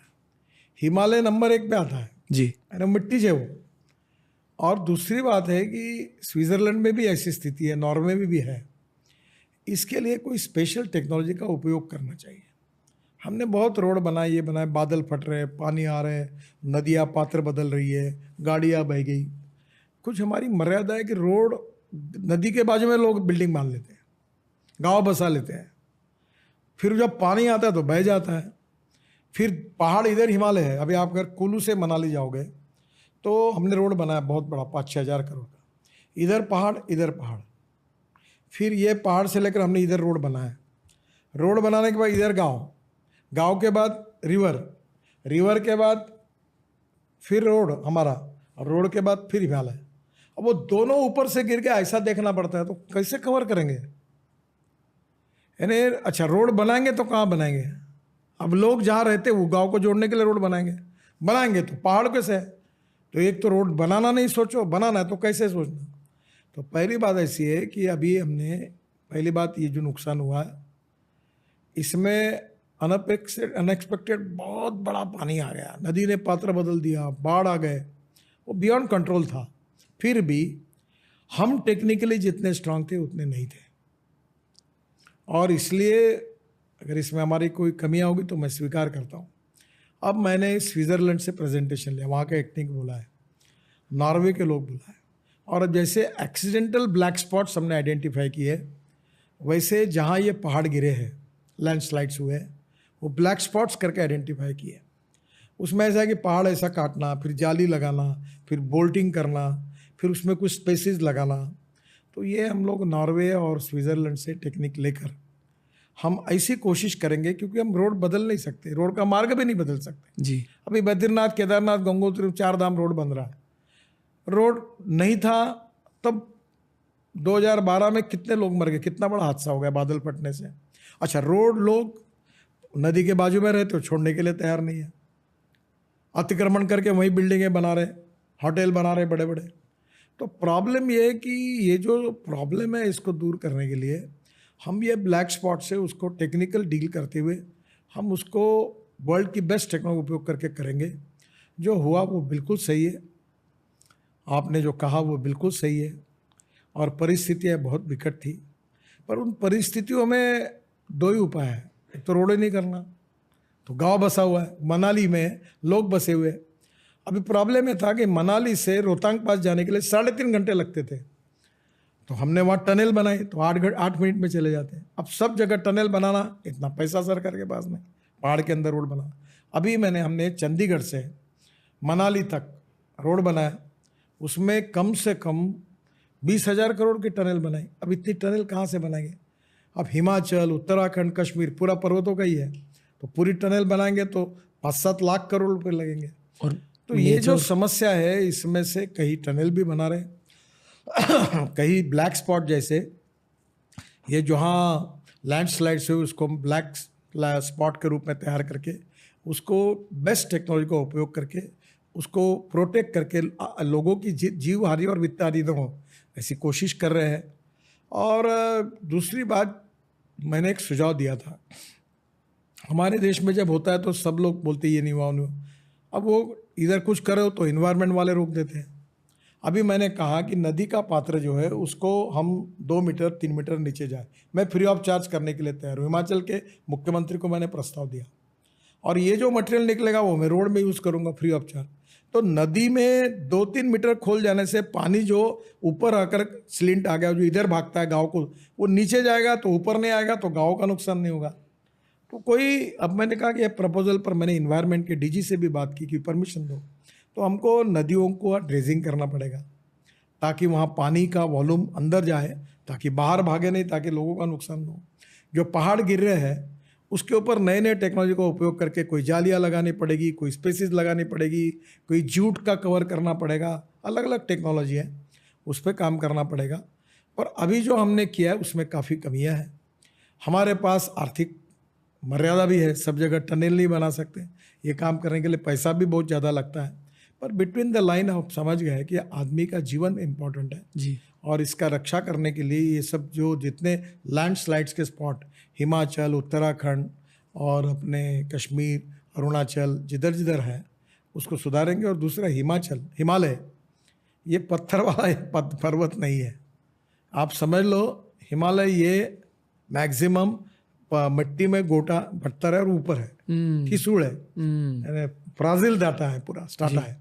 तो उसके साथ बात करके कोशिश करेंगे, जो है उसका सही चित्र मैंने आपको बताया। कुछ कमियां होगी हमारी तो हम सुधारेंगे उसको। ऐसे स्थितियों में ना सर, मुझे जो लोग गवर्नेंस में बैठे हैं उनके लिए बुरा फील होता है, क्योंकि एक जगह आपको इंफ्रास्ट्रक्चर भी चाहिए और पब्लिक का डिमांड है कि इंफ्रास्ट्रक्चर बढ़ाओ देश में, दूसरी जगह ऐसे सिचुएशन भी। अब मुझे बताओ कि मनाली में 40-50 वॉल्वो बसें बह गई, होटल बह गए, लोग बह गए। अब नदी के बाजू में रहना, गांव को तो उठाना पड़ेगा ना। जब नदी में बाढ़ आती है तो पानी तो समझता नहीं कौन क्या है करके, वो इधर उधर घुस के पूरा तोड़ के चला जाता है। अब लोग बोलेंगे हम जगह नहीं छोड़ेंगे, तो क्या करेंगे? अच्छा, जगह देना है, खाली जगह करना है तो फॉरेस्ट वाला बोलता है। ऐसे प्रॉब्लम्स हैं। वेरी क्रिटिकल और बड़े प्रॉब्लम्स है, पर प्रॉब्लम्स कितने भी हो, मेरा एक प्रिंसिपल है कि there are some people who convert problems into opportunities and there are some people who convert opportunities into the problems, whatever the problem में बी, माई रिस्पॉन्सिबिलिटी। मैं राज्य सरकार के सहयोग से नेशनल हाईवे के साथ पूरी तरह से इसको प्रोटेक्ट करते हुए सॉल्यूशन ढूंढने की ईमानदारी से कोशिश करूंगा और उस काम पर हम लग गए। ओके, जिस तरह से मैंने आपको आरएसएस का सवाल पूछा कि नैरेटिव्स होते हैं यूथ में, एक और नैरेटिव ये है कि जब रोड्स बन रहे होते हैं तो उसमें बहुत करप्शन इन्वॉल्व होती है। ये सच है पुराने सिस्टम्स की वजह से? देखिए, मैं अभी तक 50 लाख करोड़ के काम कर चुका हूँ। तुमको एक भी कॉन्ट्रैक्टर मिलेगा कि गडकरी के पास जाके पैसे देने पड़े फिर काम मिला? मुझे केवल चुपचाप भी बता देना तो तुम बोलोगे सजा भुगतने के लिए तैयार हो। पर मैं ये दावा नहीं मान सकता कि सब लोग ऐसे हैं। प्रॉब्लम सब रहते हैं, ये सामाजिक व्यवस्था ऐसी है कि अच्छे और बुरे लोग सब जगह पर हैं। उसके जड़ तक कैसे पहुंचे सर? देखिए, हमने डिजिटल सिस्टम की है, हमारे यहाँ कोई भी टेंडर मैनेज नहीं होता। मैं आपके मुंह पर ये इसलिए बोल सकता हूँ क्योंकि ई टेंडर होता है। टेक्निकल फाइनेंशियल क्वालिफिकेशन हमने फ्रेम की है। हमारे यहाँ ऐसा कोई मंत्री तय करे कि इसको काम दो, नहीं दे सकता। तो जितनी सिस्टम को टेक्निकली स्ट्रांग बनाएंगे, जितना हम टेक्नोलॉजी का उपयोग करेंगे, डिजिटल सिस्टम करेंगे, ट्रांसपेरेंसी लाएंगे, धीरे धीरे करप्शन खत्म हो जाएगा। और दूसरी बात, एक बात होती है, अच्छे काम करने वालों को सम्मान नहीं और बुरे काम करने वालों को सजा नहीं। जब गलत काम करे तो ठोकोई करनी चाहिए। मैं कभी गाली गलौज भी करता हूँ, लोग मुझे बोलते तुम क्यों बोलते हो। मैंने बोला था कि जो कॉन्ट्रैक्टर सही रास्ता नहीं, उसको बुलडोजर के नीचे डालूंगा। तो मैं ज़्यादा एसेट ऑफ माई कंट्री, लोगों को वो भी पसंद नहीं आता। तो ऐसा है, मैं बहुत क्लियर हूँ कि जनता का पैसा हम विश्वस्त है, ईमानदारी से काम हो, जो गलत काम करो उसकी ठुकवाई होगी। अब मैंने हमारे यहाँ से जो सबसे स्ट्रिक्ट, किसी की मैनेज नहीं होता ऐसे व्यक्ति को बोला ये क्वालिटी का कंट्रोल, इसको इंचार्ज बनाओ, और सब कॉन्ट्रैक्टर पे उसको कुदवाऊंगा, सबकी तकलीफें और क्रिएट करूंगा। साले खबरदार खराब काम किया क्यों? और काम खराब किया तो उखाड़ने के लगा था। अब फिर भी बदल हो रहा है, क्वालिटी अच्छी बन रही है, पर कुछ समय प्रॉब्लम्स आते रहते हैं। आपको नाम लेने की ज़रूरत बिल्कुल नहीं है, पर क्या आपको लगता है कि आपने इतनी सफलता भी देखी है आपके गवर्नेंस के करियर में, लोग आपसे जलते हैं? मैं देखते नहीं किसी के पास, तो मैं क्यों समझू कौन जलता है कौन नहीं जलता। वो ट्रक के पीछे लिखता है ना, लिखा रहता है ना, वो क्या लिखता है, जलने वाले जला करे किस्मत हमारे साथ है, और कुछ तो भी लिखते, जलने वाले का दिल काला, कुछ तो भी लिखते हैं, बुरी नज़र वाले, क्या बुरी नज़र वाले, बुरी नज़र वाले तेरा मुंह काला। बस बोलते हो, चलते रहो, जो अच्छा कहे उसका भी भला, बुरा कहे उसका भी कहे। ओके, चलते रहो, अपना घरदार परिवार देखो, आनंद से रहो, और उसके बाद जो मिला वो गाँव, गरीब, मजदूर, किसान, समाज के लिए, देश के लिए जो कर सकते करो। जिसका जन्म हुआ है उसका मृत्यु अटल है। जी, मुझे भी पता है कि एक दिन मुझे भी जाना है, समय कम है, वनडे क्रिकेट जैसा जितना कुछ कर सकता हूँ उतना करके जाऊँगा, ताकि लोगों के जीवन में कहीं तो भी सस्टेनेबल डेवलपमेंट से उनके जीवन में अगर मैं आनंद कर सकूँ जी, तो मेरा मकसद सॉल्व होगा। इसीलिए मैंने कहा कि politics is a instrument of socio economic reform. I am one of the small person small person who is doing as his level best, जो कुछ करने की कोशिश कर रहा हूँ। मेरे जैसे हजारों लोग करेंगे तो अच्छाई का महासागर बन जाएगा, उसमें बूंद डालने का काम मुझे, मैं कर रहा हूँ, करते रहूँगा। क्या चाहिए आपको जीवन से सर? कुछ नहीं चाहिए। मैं आप एंड पॉइंट के बारे में सोचते हो, आपने अभी जो आपने कहा एंड पॉइंट। देखिए, एक ही बात को मेरी को चिंता थी। जी, मैंने उद्योग व्यवसाय में, शुगर फैक्ट्री, लॉस मेकिंग बहुत खोले, कर्जा बहुत रहा, अभी भी है। वो एक बार कर्जा बैंकों का चुक जाए, इसका केवल मेरे ऊपर टेंशन रहता है, बाकी मेरे ऊपर किसी बात का कभी नहीं रहता। आपका एक पुराना क्लिप देखा था मैंने, पहले, बहुत पहले, जहाँ आपने कहा था कि कोई भी पॉलिटिशियन खुश नहीं है या ऐसे कुछ। नहीं, मैंने ऐसा कहा था, जो राजस्थान के विधानमंडल जी में, जी जी, कि जो एमएलए बनता है वो इसलिए दुखी होता है कि उसको मंत्री नहीं बनाया, जो मंत्री होता है वो इसलिए दुखी होता है कि उसको अच्छा डिपार्टमेंट नहीं मिला, और जिसको अच्छा डिपार्टमेंट मिला वो इसलिए खुश नहीं होता कि उसको लगता है मैं मुख्यमंत्री नहीं बना। मुख्यमंत्री जो बनता है वो सोचता है कि कब दिल्ली वाले रखेंगे या निकाल देंगे, इसलिए वो दुखी होता है। तो मैंने उनको कहा कि सोचो मत, काम करते रहो, अच्छा काम करते रहो, जो होगा, गीता सर में लिखा है ना, जो होगा है, होने वाला है वो होगा। खाली हाथ आए थे, खाली हाथ जाना है। जितना समय मिलता है उसमें काम करो, खुशी से, मस्ती से, आनंद से रहो और चलते रहो। Okay. ये बात मैंने कही थी। ओके सर, दिल्ली का एक मशहूर डायलॉग है कि तू जानता नहीं मेरा बाप कौन है। पर उनके बाप भी basically at the most politicians को जानेंगे, तो आप थोड़ा से फ्रस्ट्रेट हो जाते हो कि इतने सारे लोग कॉल करते हैं आपको ऐसे छोटे मोटे काम के लिए? मैं साफ बोलता हूँ, ये नहीं होता। पर लोग पूछते हैं ऐसे। मेरे घर में सब प्रकार के लोग आते हैं, एक को भी रोकता नहीं। अटल बिहारी वाजपेयी जी ने मुझे बताया था, ये नीति याद रखो, कितने भी तुमको महत्वपूर्ण काम होगा, कितने भी तुम जल्दी में हो, घर में आए हुए लोगों से एक आध मिनट तो भी बात कर लो सबसे, फिर निकलो। Okay. मैं कभी कभी लेट जाता हूँ कार्यक्रम में, लेट मास्टर करके मेरा नाम होता है, पर मैं आए हुए लोगों का प्रेम से, सम्मान से उनको डील करता हूँ। संभव हुआ तो चाय के लिए पूछता हूँ, कभी नाश्ते के लिए पूछता हूँ, उनसे अच्छे प्रेम के संबंध रखता हूँ और लोगों को मैं अपने परिवार की ही ऐसा समझ के चलता हूँ। यही मेरी स्ट्रेंथ है, यही मेरी ताकत है और इसी के कारण लोगों का प्रेम मुझे मिला, यही मेरी पूंजी है और यही मेरी प्रॉपर्टी है। एक आखिरी सवाल है, लोग आपके बारे में क्या नहीं जानते ये बताइए। बहुत सारी चीजें जानते हैं आपके बारे में। अरे जो आदमी लोगों को कंसर्न ही नहीं करता, अब मैं बोलना नहीं चाहिए आपके, मैं बोला तेल लगाने की मेरा वर्ड होता है जेएनयू में गया तेल लगाने गया, जाओ अपना सोचो। मैंने बताया ना आपको, बहुत सी चीज़ें मेरी लाइक, फुटपाथ पे खाता हूँ, अब Z+ में हूँ, पुलिस वाले मुझे छोड़ते नहीं, बंदूक लेके वहाँ आ जाते हैं, मेरे को बड़ा अस्वस्थ हो गया, उनको भगा नहीं सकता। तो मैं फिर भी I am enjoying my life with my own ways, और मुझे अपने जैसा जीवन जीना है, जीता रहूँगा। जिसने अच्छा कहा उसका भी भला, जिसने बुरा कहा उसका भी भला, मुझे चलना है, चलते रहूँगा, जब तक जान है तब तक करता रहूँगा। भगवान मेरे हाथ से कर ले, जो अच्छा होगा वो आप सबके शुभकामनाओं के कारण, सहयोग के कारण हुआ, अगर कुछ गलत हुआ तो मेरे कारण हुआ। चलते रहो। ओके, एक आखिरी सवाल पूछ लूँ, मेरा खुद का सवाल है, लास्ट सवाल, ठीक है? मेरे जैसे लोग जो देश के बिजनेसमैन हैं या यंग मीडिया प्रोफेशनल्स हैं, उनके लिए कुछ एडवाइस है sir? Honesty, credibility and goodwill is the biggest capital of 21st century. ईमानदारी के साथ, ऑनेस्टी के साथ अपनी क्रेडिबिलिटी को, गुडविल को कमाओ, और टेक्नोलॉजी एंड फाइनेंशियल रिसोर्सेज से ज़्यादा तुम्हारी क्रेडिबिलिटी, तुम्हारी ईमानदारी और तुम्हारी ऑनेस्टी, तुम्हारी ट्रांसपेरेंसी ज़्यादा महत्वपूर्ण है।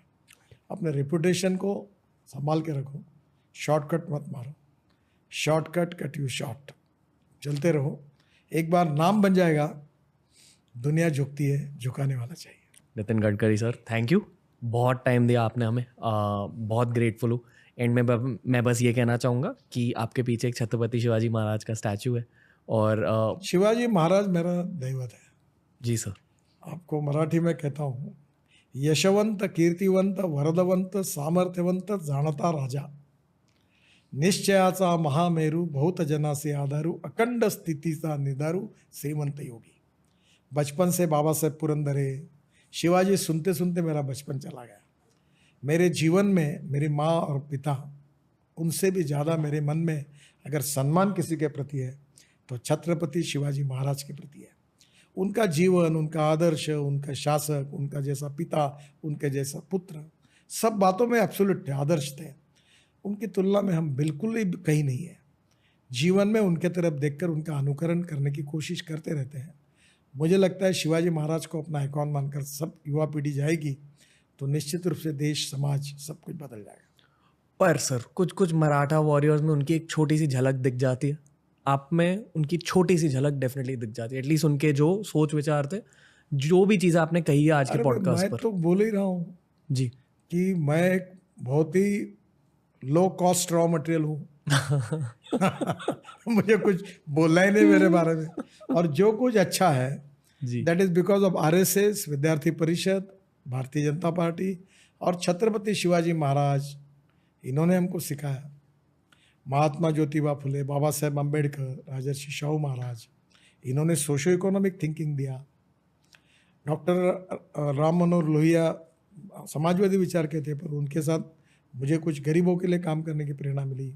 जॉर्ज फर्नांडिस, अटल बिहारी वाजपेयी सिखा। देखो आपको एक बात बताता हूँ आखिरी में, इसके बाद आप सवाल मत पूछना। नहीं पूछूंगा। मैं मेरे जीवन की एक बहुत अच्छी बात बताता हूँ। Sure. जिनको मैं अपने दिल में बहुत बड़ा समझ रहा था, उनके नज़दीक जाने के बाद जब मैंने उनका अनुभव लिया, जब उनके साथ रहा, जब मैंने उनका मूल्यांकन किया, तब मुझे पता चला कि मैं इनको जितना बड़ा समझ रहा हूँ इतने बड़े नहीं हैं। और जिनको जीवन में मैं बहुत छोटा समझ रहा था, अनपढ़ थे, अशिक्षित थे, कोई उनकी प्रतिष्ठा नहीं थी, मान सम्मान नहीं था, पर उनके नज़दीक जाने का उनके ऐसे कुछ गुण मुझे देखने के लिए मिले कि मुझे समझ में आया कि ये इनको मैं जितना छोटा समझता था वो छोटे नहीं, बहुत बड़े हैं। गुणवत्ता के ऊपर, अच्छाई के ऊपर किसी का पेटेंट नहीं है, और ये बड़े लोगों से ही सीखने को मिलता है, ऐसा नहीं है। समाज में आज भी जो पिछड़े हुए हैं, आखिरी पायदान पर खड़े हैं, उनमें भी अच्छे गुण हैं। जहाँ जहाँ अच्छे गुण दिखेंगे वो आत्मसात करने की कोशिश करो, और जो जो बुरे गुण है ऐसा आपको महसूस होता है उसको छोड़ने की कोशिश करो। इसी से आपका व्यक्तित्व अच्छा होगा। महाराष्ट्र की शान नितिन गडकरी साहब, थैंक यू सर। इस कॉन्वर्सेशन के लिए भी थैंक यू, और जो भी आप देश के लिए कर रहे हो थैंक यू। बहुत सारे लोग आपका बहुत ज़्यादा सम्मान करते हैं। On behalf of the nation's youth I salute you sir. Thank you कि आप जो भी देश के लिए कर रहे हो लोग नोटिस कर रहे हैं। इंटरनेट जनरेशन अलग है, हम सब कुछ देखते हैं सर, और हम इन बिटवीन द लाइन्स भी रीड करते हैं। आप एक परफॉर्मर हो, एंड हम बहुत प्राउड है कि आप जैसे लोग हमारे कैबिनेट में बैठे। धन्यवाद सर। नमस्ते। नमस्कार। तो दोस्तों ये था आज का एपिसोड। दिल की कुछ बातें मैं आपके साथ शेयर करना चाहूँगा। मीडिया वर्ल्ड में ओल्ड वर्ल्ड मीडिया और न्यू वर्ल्ड मीडिया, जिसकी बात हुई थी आज के कॉन्वर्सेशन में। ओल्ड वर्ल्ड मीडिया पॉलिटिक्स को आपके सामने ना एक झगड़े की तरह पेश करता है, Congress versus BJP versus AAP, triple threat match. New world media, जिसका हिस्सा मैं हूं, आई होप कि भविष्य पर ज्यादा फोकस करे, आई होप कि गवर्नेंस एडमिनिस्ट्रेशन पर ज्यादा फोकस करे। ये मेरी पूरी कोशिश रहती है। ऑनेस्टली एक बात अगर मैं कहूं तो ओल्ड वर्ल्ड मीडिया में से बहुत सारे लोग हैं जिन्हें बुरा लगता है कि एक 30 साल के बच्चे को ऐसे पॉलिटिशियन से बात करने का मौका मिल रहा है। बहुत सारे लोग मेरे बारे में भी बहुत कुछ कहते हैं कि नहीं, मैं बीजेपी का एक रिप्रेजेंटेटिव हूं। ऐसा कुछ नहीं है, ये सच बिल्कुल नहीं है। मैं एक सेंट्रिस्ट ओपिनियन पेश करने की कोशिश करता हूं। जो मैं अंदर से हूं वही बाहर पेश करने की कोशिश करता हूं आपके सामने through my words. Please TRS को फॉलो करते जाइए। मुझे बताइए कि ऐसे पॉडकास्ट को और ज्यादा इंप्रूव हम कैसे करें। मैं आपका फीडबैक लेते रहूंगा। इस पॉलिटिकल सीरीज की जस्ट शुरुआत हुई है। ये मेरे लिए एक बहुत बड़ी बात है कि हमारे देश के कैबिनेट मिनिस्टर्स के साथ मुझे बात करने का मौका मिलता है। पर इस पॉडकास्ट की ग्रोथ हुई है आपके सपोर्ट की वजह से। I am totally open to being coached by the audiences. Feedback दीजिए। आई एम श्योर कि नितिन सर भी सारे कमेंट्स को पढ़ते होंगे, तो अगर उनसे भी बातें करनी है तो कमेंट सेक्शन में उनके लिए कमेंट्स ड्रॉप कीजिए।